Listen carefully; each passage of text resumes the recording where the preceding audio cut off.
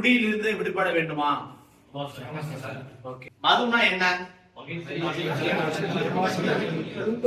மகிழ்ச்சியில் இப்ப இந்த மகிழ்ச்சி ஆரம்பத்தில் துன்பத்தில் தெரிவதற்கு முன்னாடி மதுனா என்ன?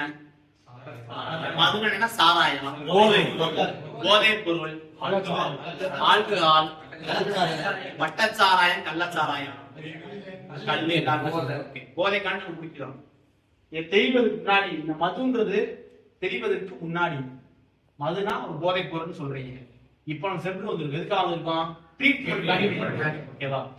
அப்ப மதுனா என்ன அப்படின்னா அந்த அழிச்சுங்க, போதை பொருள் அழிச்சுங்க. மகிழ்ச்சி ஆரம்பித்து முடியும். மகிழ்ச்சி என்ன அப்படின்னா நீங்க இங்க வர்றதுக்கு முன்னாடி டெய்லி குடிச்சிருப்பீங்க. அந்த கொத்தனார் தொழில் அப்படின்னு டெய்லி குடிப்பீங்க. அவர் வீட்டுல அவங்க கொடுக்க மாட்டீங்க. வாரம் வாரம் குடிப்பீங்க, மாசம் மாசம் குடிப்பீங்க. ஸோ அப்படி உங்களுக்கு பிரச்சனை வரவே வராது. குடிக்கணும் பிரச்சனை இருக்கா? உங்களுக்கு பிரச்சனை வராது. யாருக்கு பிரச்சனை வரும்னா உங்க ஃபேமிலி மெம்பர்ஸ் தான் பிரச்சனை வரும். உங்க பையனுக்கோ பொண்ணுக்கோ ஒய்ஃபுக்கோ தான் பிரச்சனை வரும். உங்க ஒய்ஃப் ரேஷன் கடைக்கு போவாங்க. ஏன் அந்த விழுந்து கிடைந்தால ரோட்ல அந்த பொண்டாட்டிப்பா குடியார பொண்டாட்டி உன் ஆசை ஸ்கூலுக்கு போவேன். உன் ஆசை ஸ்கூலுக்கு போகும்போது குடியாரம் பெத்த மகன், குடியாரம் பெத்த மகள் அப்படின்னு சொல்லுவாங்க. உங்க ஒய்ஃப் வேலைக்கு போயிடுவாங்க. நீங்களும் குடிச்சிருப்பாங்க. குழந்தையோட நிலைமை பாதிக்கப்படும். அது காரணம் யாரு? நீங்க சரியா இருந்தீங்க அப்படின்னா சொசைட்டி நம்ம மாறணும். நம்ம மாறிட்டோம்னா கூட இருக்கிற ஃப்ரெண்ட்ஸும் மாறுவாங்க. ஆட்டோமேட்டிக் சொசைட்டி கம்யூனிட்டி டெவலப் ஆயிடும். நம்மளை மாத்தணும்.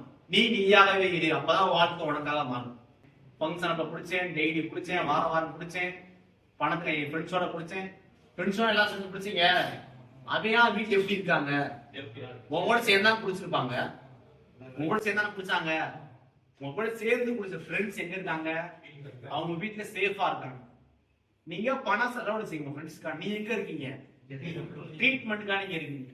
உங்க ஃபேமிலில ஒரு கொடுத்து வச்சவங்க. ஏன்னா எல்லா பேருமே கஷ்டப்படுறவங்க தான். வட்டிகளை கூட சேர்த்துப்பாங்க. எதுக்காக? என் புருஷன் உயிரோட இருந்தா போதும், என் மையம் உயிரோட இருந்தா போதும், என் அண்ணன் உயிரோட இருந்தா போதும் அப்படின்னு சொல்றாங்க. ஓகேவா? நீ குடிக்கும் போது மகிழ்ச்சியா இருப்ப. ஆனா குடிச்ச பின்னாடி என்ன ஆகும்? துன்பத்தில் முடியும். மகிழ்ச்சி ஆரம்பித்து துன்பத்தில் முடியும். மகிழ்ச்சி யாரு? உங்களுக்கு மட்டும்தான். துன்பம் யாருக்கு? Family members. ஒவ்வொருத்தரும் இண்டிவிஜுவல் ஃபேமிலி மெம்பர்ஸ் துன்பம் ஆகும். நீ சந்தோஷமா இருக்கலாம். ஆனா துன்பம் யாருக்கு? உங்களுடைய ஃபேமிலி மெம்பர்ஸ் மட்டும்தான். உங்களோட மையனுக்கோ மகளுக்கோ மனைவிக்கோ தான் பிரச்சனை ஆகும். ஓகேவா? இது புரியுதா?